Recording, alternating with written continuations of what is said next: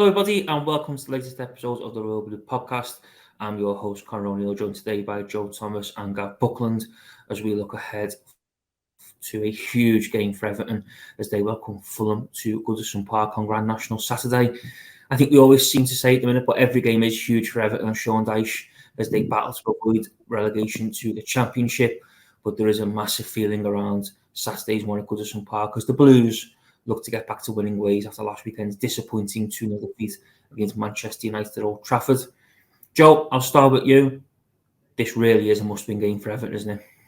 I think it is. I know that Sean Dyche doesn't like to go into must. I mean, I don't think any manager likes to go into is this a must-win game because obviously they don't get held accountable if they don't win it. But I can't. I've been trying all week to try and work out a way in which I don't think this is must-win, and I just can't get there. I just for Everton to get the points that they need to stay up, I just feel like they need 3 of them tomorrow against Fulham. Obviously, we're recording on Friday. You know, it's home crowd, Goodison Park. Atmosphere has been sensational behind the players when it's needed to be this season, certainly the last few games. Everton, hopefully a blip against Manchester United, take that out of the equation in good form. Fulham in terrible form, nothing to play for, lost their main goal threat. This really feels like the best opportunity, especially when you also look at some of the other fixtures that are taking place this weekend. This certainly feels like it's the best opportunity to start some positive momentum that will take Everton out of this. And I just think it really is. It's as close to being a must-win as it possibly can be without it being a last day of the season, winner takes all 6 points against Bournemouth or something like that. Gav, in terms of, Joe said there, Sean Dyche won't allude to it being a must-win, but I think every Everton fan going to Goodison Park tomorrow and everyone connected to the club knows it's a must-win. I mean, we've been at the don't lose territory at times this season, but this one does just feel like it's got to be 3 points for Everton if they're to give themselves the best chance possible of staying up. Yeah. I mean, as Joe says, it's more because of the games elsewhere, isn't it? Really, that's why it's a must-win, and it's we can put a little bit of clear water between ourselves and those below us, possibly with the way the other fixtures pan out, and it does seem a good opportunity to get points on the board. Those hackneyed old cliches, money in the bag, all that type of stuff. And I think, for that reason alone, and when you're looking at these 8 games left, there's a few there you think, I don't think we'll get much there, but this is one of the ones where you say definitely we've got to take the 3 points. Because one, I don't think is going to be sufficient really tomorrow. Bear in mind, you then got Palace away and then Newcastle at home, haven't we? Leicester away. And then we got City at some point and Brighton away, which are going to be difficult. Yeah, so it's all day long. It's 3 points are absolutely vital for us against the Fulham team, as Joe said. I mean, I was thinking about this before. A bit of confidence is the one thing we know about Silver in his time as England, certainly at Watford and Everton, and possibly a little bit at Hull, is once he goes on a losing streak, he finds it very, very difficult to start trying to get that back. It tends to get worse and worse and worse. I mean, he had a similar start to the season at Watford, didn't he, in 17-18? He ended up losing a load of games, ended up losing his job. However, it's slightly different to Fulham. So, so this is one of them games a month ago. This looked really difficult, but it doesn't look as difficult now. Bear in mind their poor form and obviously the absence of Mitrovic, but I think Silva's still going to be on the touchline in the stands. Isn't he? Yeah. So vital 3 points in a fix that looks significantly easier than what it did a month ago. Do you think, though, Joe, almost that the game does look significantly easier than what it did a month ago? The fact Everton are Goodison, all them factors almost put more pressure on Sean Dyche's side because, we've seen a lot of the games, where there's not been a lot expected from them. There's no meaning of Arsenal, Liverpool, even last week, United. It was very much if you get anything near, it's a bonus. But this weekend, very much is fans are expecting a win, fans are expecting 3 points. That puts added pressure and almost puts Sean Dyche and Everton in a different position what they've been in recent weeks in the sense of everything is on them to deliver and bring 3 points because that's what people expect. Yeah, I mean, there's a huge amount of pressure on this game. There's no getting away from that. I think probably when we look back at the 10 games or so that Sean Dyche's been in charge, in fairness to him, when it's come to what we would probably say is if not the must-win, it's a game that Everton really needed to win. He's won them all. Arsenal first game, playing against the top of the league. Everton just an absolute horrific January and return from the World Cup break. Couldn't have gone any worse. Club on its knees, haven't signed anybody in January. Sean Dyche comes in, belief has been sucked out, and he goes and beats the league leaders. Then a couple of weeks later, you see the same against Leeds at that time. And still now, thanks to their defeat against Palace in that relegation battle, that felt like a must win. And then it got to Brentford a couple of weeks ago, and obviously that didn't necessarily feel like a must win in the sense that we knew that Brentford were a very good side. I think I was probably like a lot of people going into that game very fearful, just thinking that Brentford would may well beat Everton. And then the pressure really ramped up when Bournemouth beat Liverpool in the early kickoff that day. And we've gone over this plenty of times since then. But I think Goodison felt the nerves and the tension. And then we heard the siren come back for the first time. And 60 seconds later, Everton have 1-0 up through Dwight McNeil, and we go on to get a big win. So there is a lot of pressure on him, but I do kind of, when I look at this game, I see this as it is now as probably Sean Dyche in his strongest position, and that is, we know that there's a lot of fragility about this Everton side, and there's not a lot of depth. There's not a lot of strength in it. One thing that we know that we're going to get with Sean Dyche is organisation, and I kind of feel like when Everton are coming up against teams that they can beat through being the most organised, that's when Dyche is in his element. And I think when you look at Fulham and the chaos that's engulfed them since that FA Cup defeat at Old Trafford, you look at the fact the manager's in the stands, you look at the fact that Mitrovic isn't there, you look at the fact they've probably not really got anything to play for now this season. This feels like a game where I probably have most confidence that Sean Dyche will actually get the formula right. Obviously, you still got the players to go out there on the pitch and get it. And, this squad, it has its limitations, and we still have the big problem about what to do in Abdoulaye Doucouré's absence. But, there's a lot of pressure. It's a big game, but hopefully Dyche will be able to continue his impressive form in these games and keep winning the winnable games, because Everton need it tomorrow.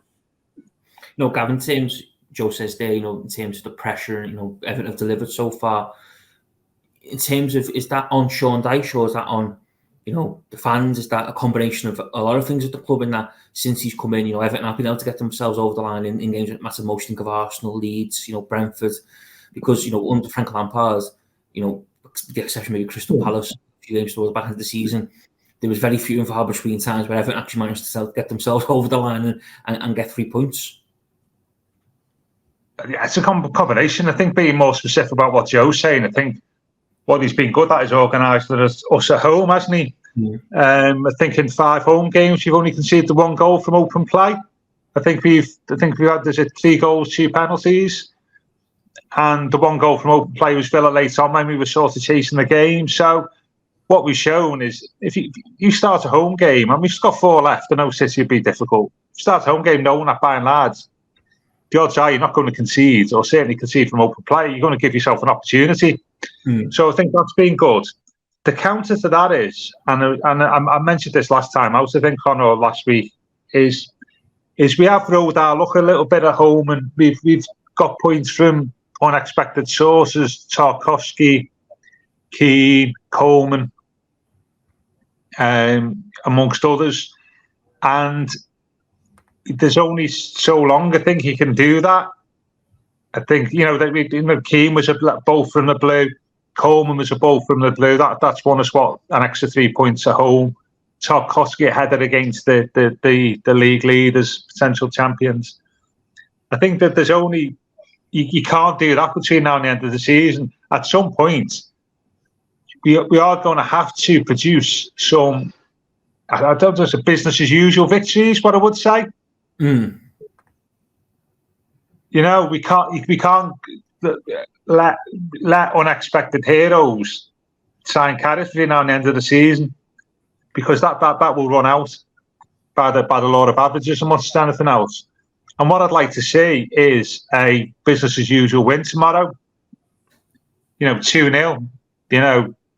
I don't know who the goal scorers would be, Graham McNeil or Calvert-Lewin and McNeil or whoever, where we show that actually where we're sort of improving and capable of staying up.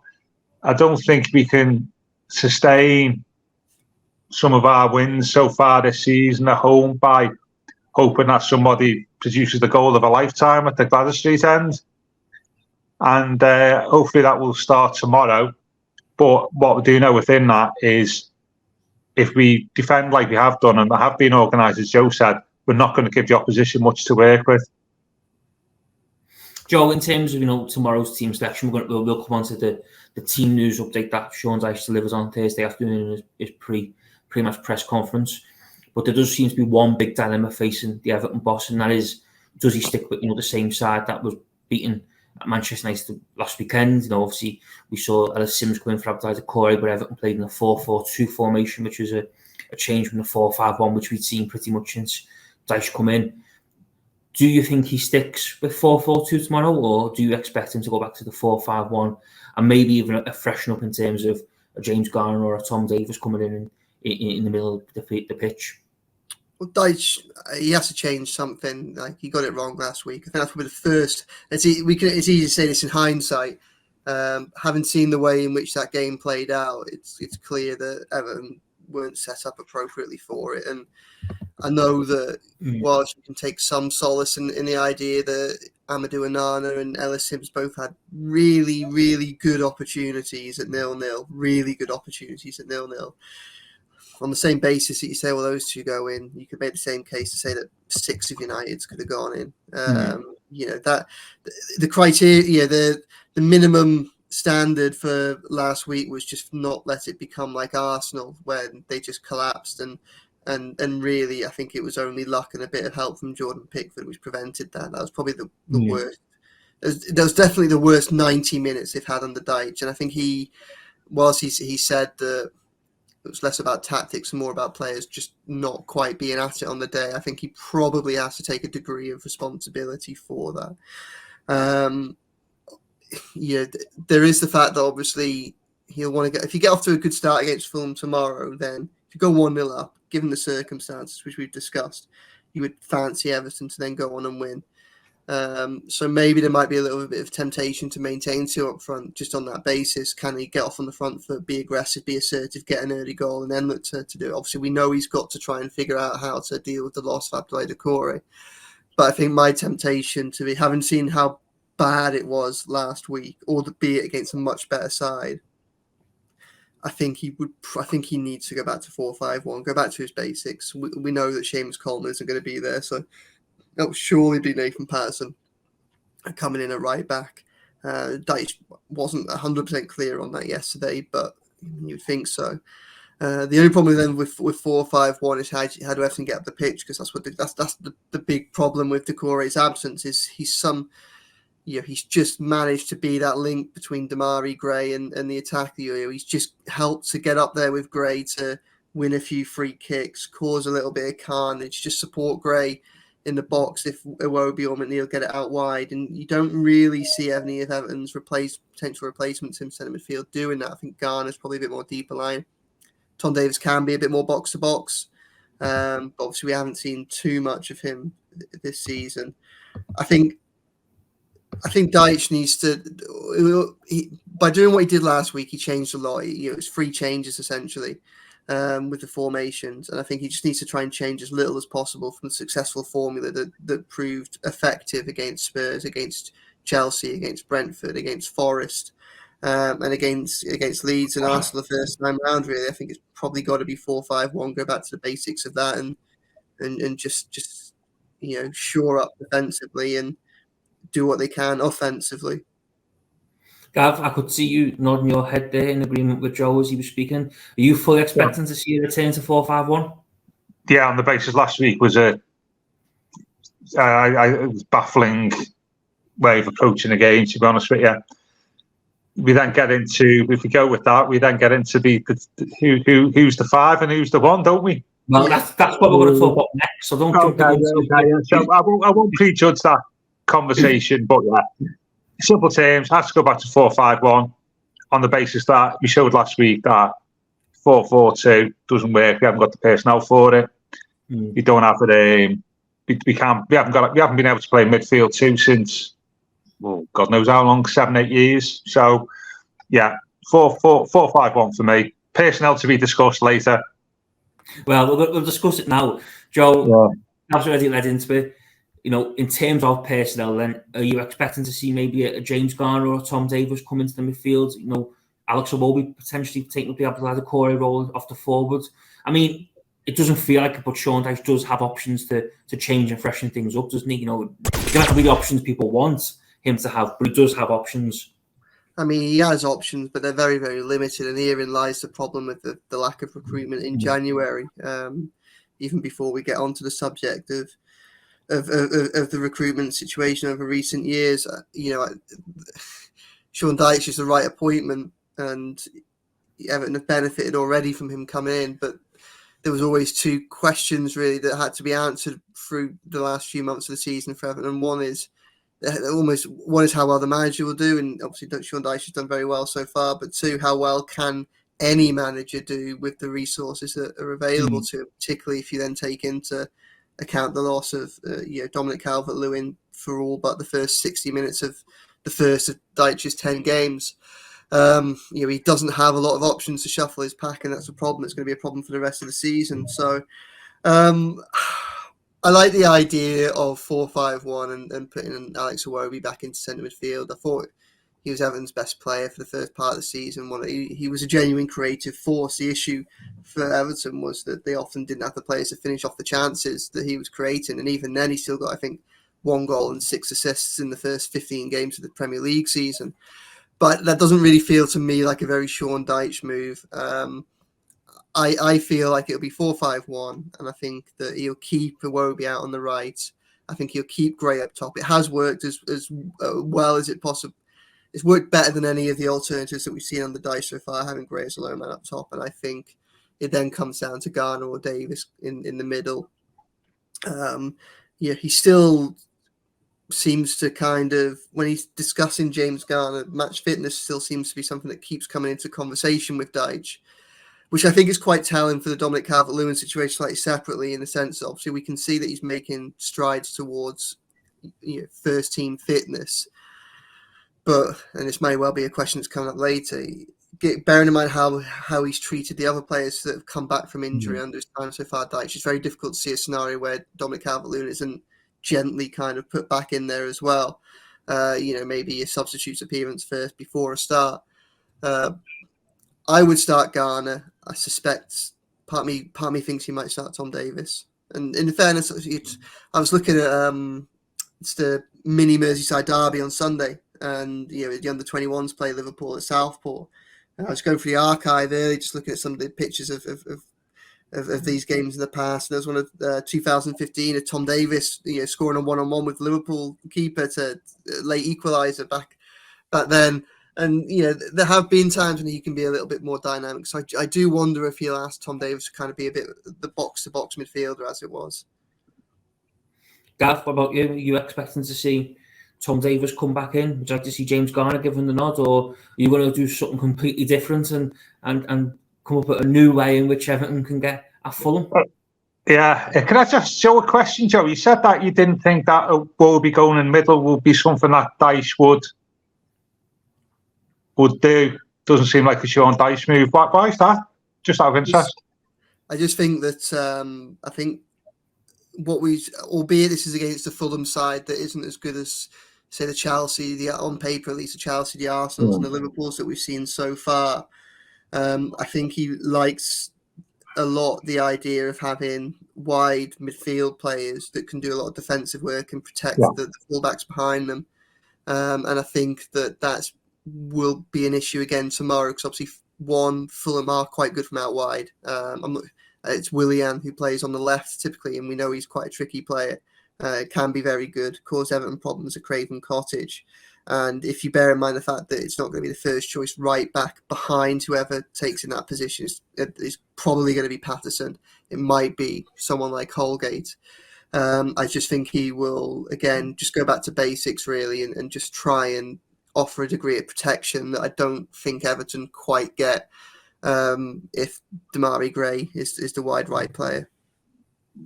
Yeah, I think that they're all fair points. I mean, in those tactical stuff that we'll see when he first joins, he places a lot of faith, doesn't he, in the wide man and the fullback covering as a team, doesn't he? When his teams haven't got the ball, and you can see why in that context he fancies Iwobi far more than Gray, doesn't he? On the right hand side, because Gray's work rate on the right is chucking up and down is not as good as Iwobi, and also Iwobi's got a little bit more of a physical presence, I think, possibly.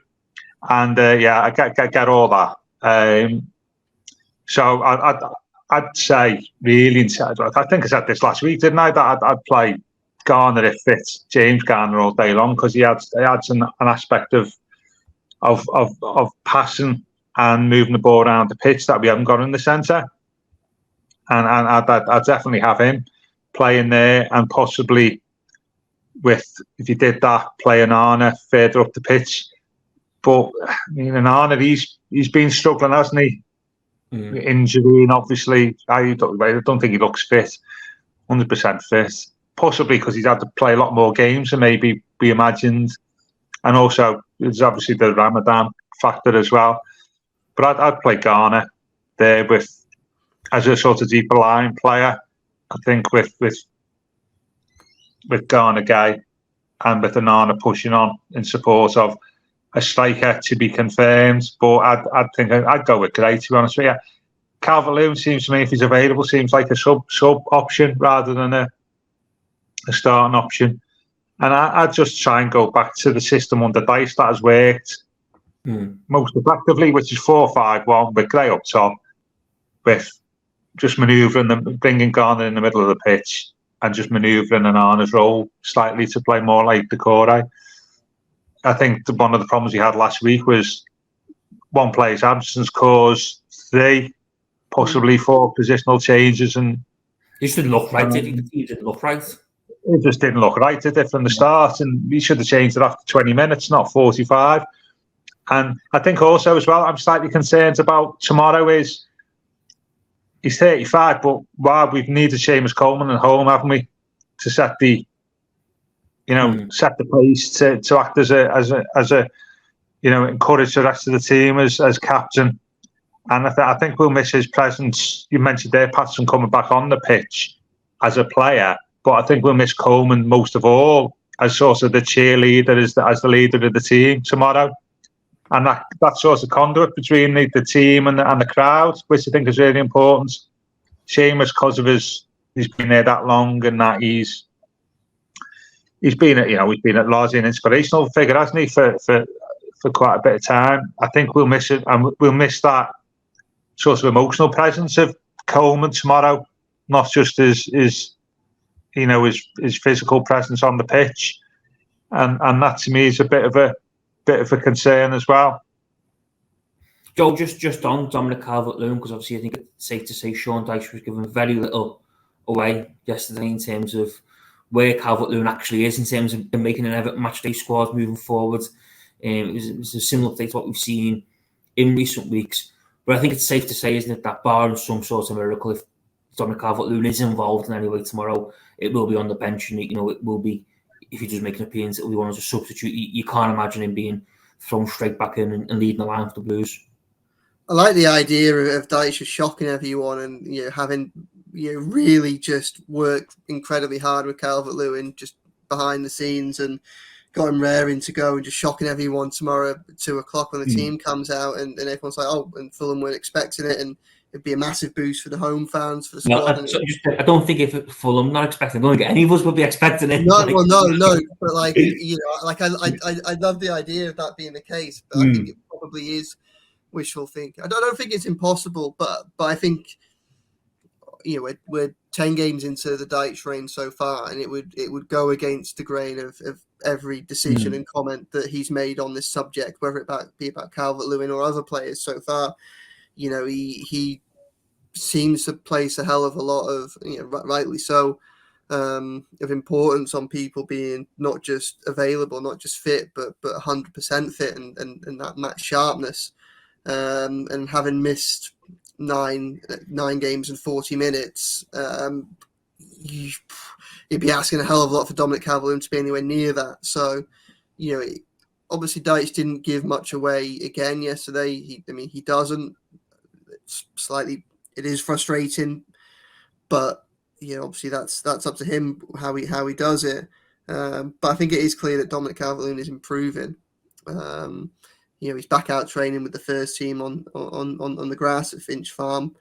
I thought probably the most indicative thing as to where he is for anybody who follows Everton's social media accounts. I think earlier on this week they had an academy day, which is basically almost like a showcase day where all levels of the club just play together at Finch Farm and get involved with each other, and give some of the young, so some of the juniors and some of the young teenage prospects an opportunity to interact with some of the first team players. And saw Sean Dyche around there, and players like Amadou Onana and Tom Davis and Dom Gray and Damari Gray getting involved. And in one of the little training pit games, albeit only with young children, Dominic Calvert-Lewin was there knocking a ball around, scoring. Now, obviously, you can't. It'd be ludicrous to read too much into this, but there is absolutely, when you look at Sean Dyche, the person he is, and the comments that he makes, I just can't believe there is any chance that he would have Dominic Calvert-Lewin, given his importance to Everton side, anywhere near something as colloquial as that,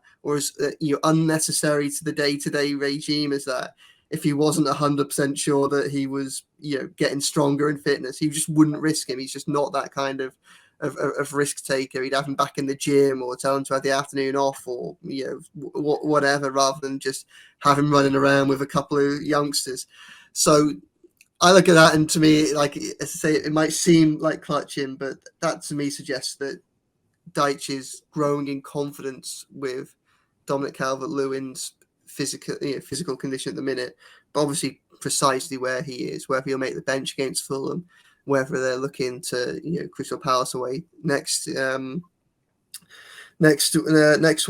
Crystal Palace obviously being the team that Calvert-Lewin scored his last two goals against. The first in the 3-0 win, and then obviously the third in the that game that we all remember from last season when they stayed up. So or whether it be something after that. But I think he's getting closer. But as I say, how much he'll be involved tomorrow, if he's involved at all, we'll just have to wait to see. Everton are clearly keeping that under tight wraps. Dyche is playing that game from a club perspective, and at the minute we're all flapping around trying to work out where it is. But I thought that academy video was perhaps a little bit more revealing than it intended to be.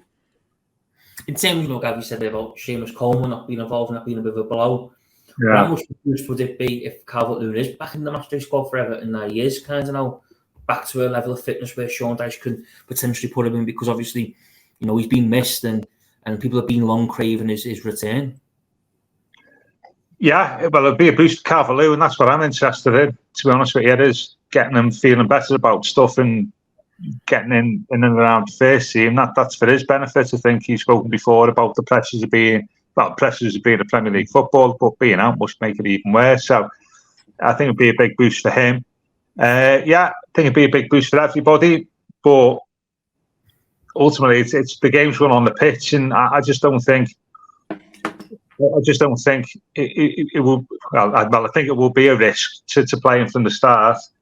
But as you say, Connor, just seeing him on the team sheet as a substitute will be, I think, a big moral boost for the squad and the fans as well, to be honest with you, because he's an option. And as Joe alluded to earlier, the one thing we haven't had over the last 4 or 5 months is options, certainly up front. And I think it will be a big boost. But I think baby steps really with Calvert-Lewin.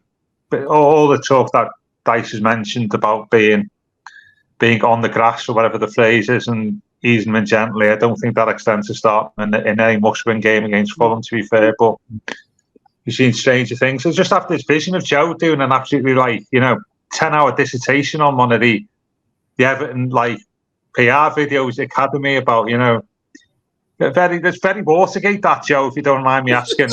You know. Yeah, but very Woodward and Bernstein, that, Joe, if you don't mind me saying, to be fair. From my past life as an investigative reporter being put that's it, you see. To use I don't know. I just think that, as I say, I get it though. I agree what you're saying. You know, like Dyche, there's no way Dyche has him anywhere near kicking the ball around with anybody if he's really, really struggling. That doesn't mean to say that he's match fit or anything daft like that, but you know, I just think that is a positive sign. Yeah, I'd be very disappointed if they didn't have meetings in obscure underground car parks with members of the Everton backroom staff giving you tip-offs on Calvert-Lewin's fitness. You know, it's but I think, joking aside, it's a big boost for me, for the player, that he's back. Specifically because there's a human aspect to this, isn't it, that we all forget about. We tend to be quite selfish with supporters and stuff, but there's a human aspect to this of somebody in their prime who's not been allowed to, you know, show their prime form really, and so that's the major benefit for me. Joe, just in terms of, you know, team news, obviously we know Seamus Coleman isn't going to feature tomorrow for Everton. He's out with injury. But Sean Dyche again was a bit coy, wasn't he, when, you know, kind of asked if Nathan Patterson would then seemingly, you know, just come in and slot in for Coleman at right back. I, for one, after reading that, wouldn't be surprised if Ben Godfrey lines up at right back for Everton tomorrow. Just because I don't know, again, if we're reading too much into this, but it didn't exactly strike me as something where, yeah, you know, Seamus is obviously not fit, but Nathan can come in and start, it'll be no problem. It didn't really seem as easy as that, did it, from Sean Dyche's response? No, it was a far more awkward response than felt we all thought it was going to be, really, bearing in mind that he's the only other senior right back any other right back in the senior squad, and he's clearly, you know, on the verge of match sharp. He's as close to the match sharpness as I think he can possibly get without Sean Dyche actually playing him, which he did at the back end, you know, for the final minutes against Manchester United the other day. You know, it is one of those where you start to think, if not now, then when for Nathan Patterson. It'd be interesting. It'd be an interesting one to see actually tomorrow on that basis, I think.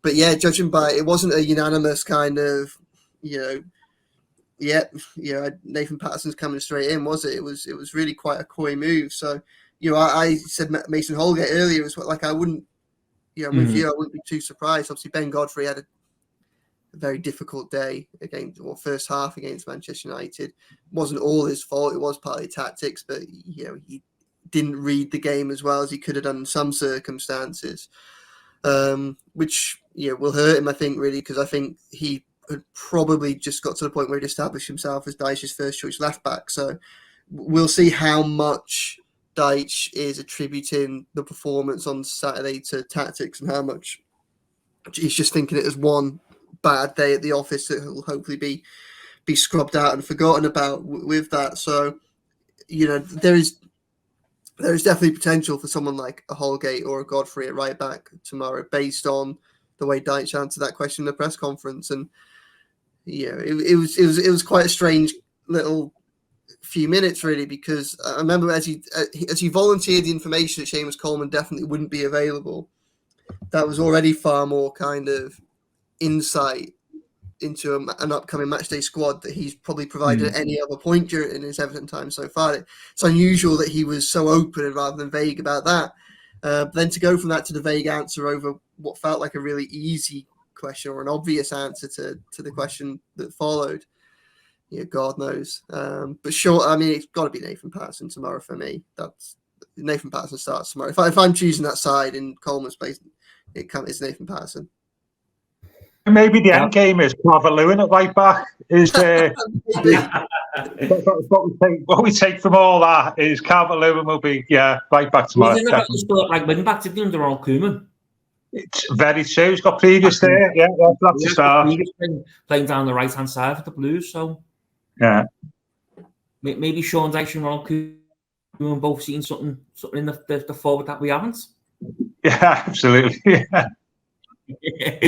But Joe, just one other point away from kind of the team news and Fulham, and that there was some big news. I suppose big news in that Dele Alli has returned to Everton from Besiktas. Obviously, he's picked up an injury. It's been not the best week, I don't think, for the England international. But a picture of him emerging in a flat. Sean Dyche obviously asked about that. You were in the embargo section yesterday, for the Echo, and Sean Dyche asked about Dele Alli and where things stand with him moving forward. Yeah, and obviously we got a little bit more insight on the situation at the minute. I mean, I think it's at the moment it's an issue that Sean Dyche doesn't have to deal with, and I think he's probably leaving it until the moment that he knows that he will have to do something with it, and that'll come in the middle of the summer. He's still contracted to Besiktas. He's got a hip injury that's probably going to keep him out for the rest of the season. So he's played his last game for Besiktas. Obviously, that's an unhappy loan that's come to an end this way. So there's still a lot of details up in the air about whether waiting for a specialist opinion over the next few days as to whether or not he needs an operation or not. And at that point, I think they'll decide where he begins his rehabilitation. Does he go back to Turkey, where he's technically under contract to start his recovery there, or does he stay in the UK? I mean, I would be, especially when you consider they'll be getting him fit for, no game. He can't play a further game for Besiktas, so I can't imagine that they'll be too keen to play a part in his rehabilitation, and that's even before you consider the, what looks to have been a difficult relationship that's formed there between him and the club, or him and certainly the manager. So I can't imagine that he's going to go over there to start his recovery. I anticipate it will be over here somewhere. So yeah, I mean, he has spoken to Dele Alli. They have had a bit of a what happens next conversation. Dyche, he said that he got the sense that the Dele Alli wants to be about playing football and playing well. That's obviously a positive, line, if that was his interpretation of the conversation. But whether or not that is at Everton in the future, I think it's going to clearly be one of the big issues of the summer for Everton to deal with. And probably in 2 months' time, it might well be the first issue on Sean Dyche's table when the team and the first team return from their pre-season, from their end of season break, probably towards the middle of the back end of June. So, it'll probably be early July. I imagine at that point that what they'll do is they'll look at where his rehabilitation is, they'll look at where his injury's up to, and that's when the conversations will start. It's going to be really, really interesting to see what happens with Dele Alli in the long term. Obviously, got a year left on his deal with Everton, and he's getting paid a lot of money, and it's the trajectory of his career, and obviously the way things have unfolded at Besiktas hasn't changed this.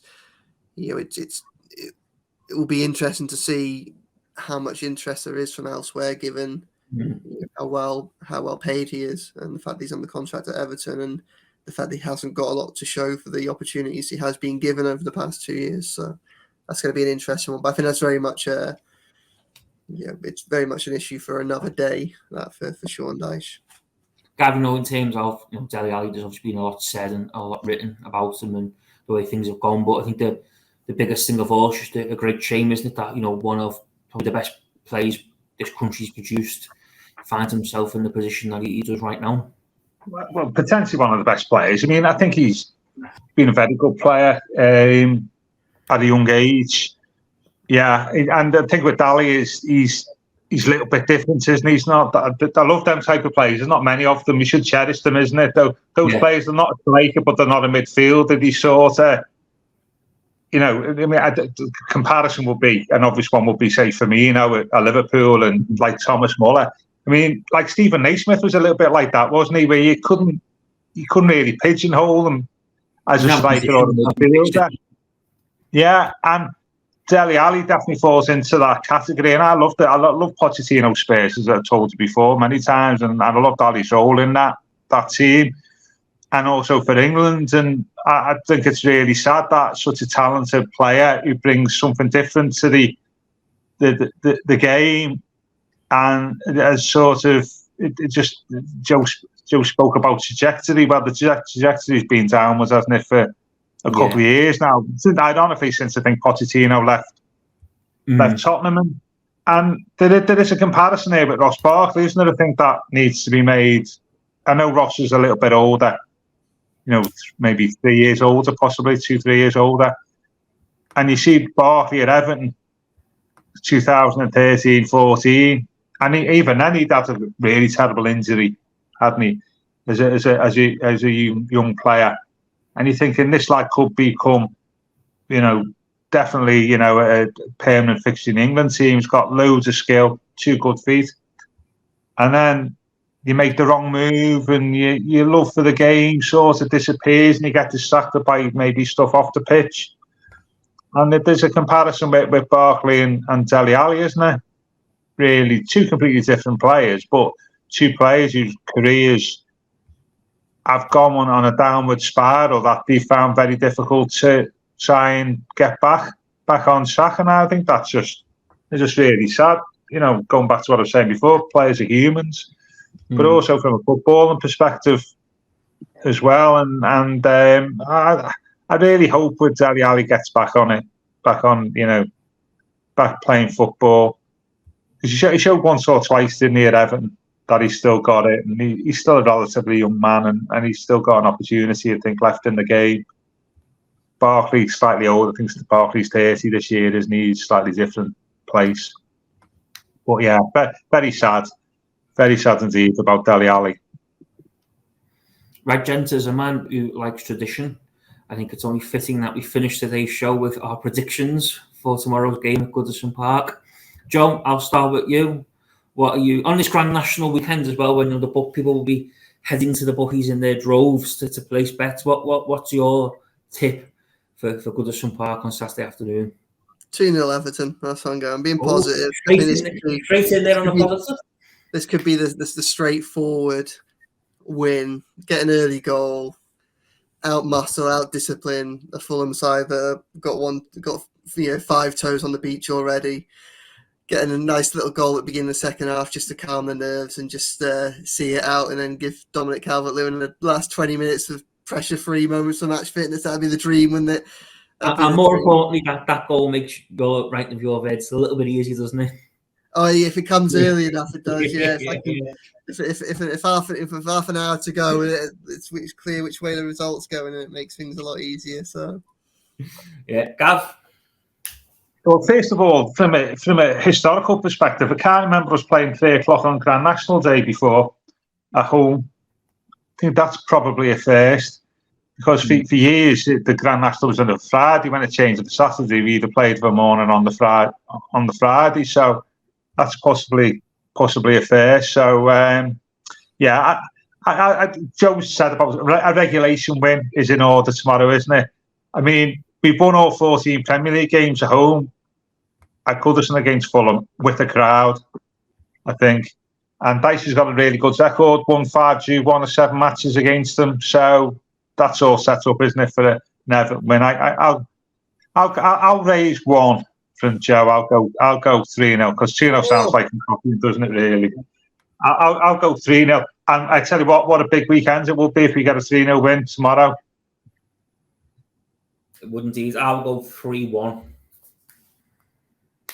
3-1, I think. I think Everton will win tomorrow and send everyone home to watch the National very, very happy, hoping that their horse gets around the famous course and wins the big steeplechase race. But gents, thank you very much for joining me today to talk all things Everton. We will, of course, be back on Monday afternoon to review Everton's game against Fulham at Goodison Park and bring you all the latest regarding the Blues as Sean Dyche's side head towards the final months of the Premier League campaign.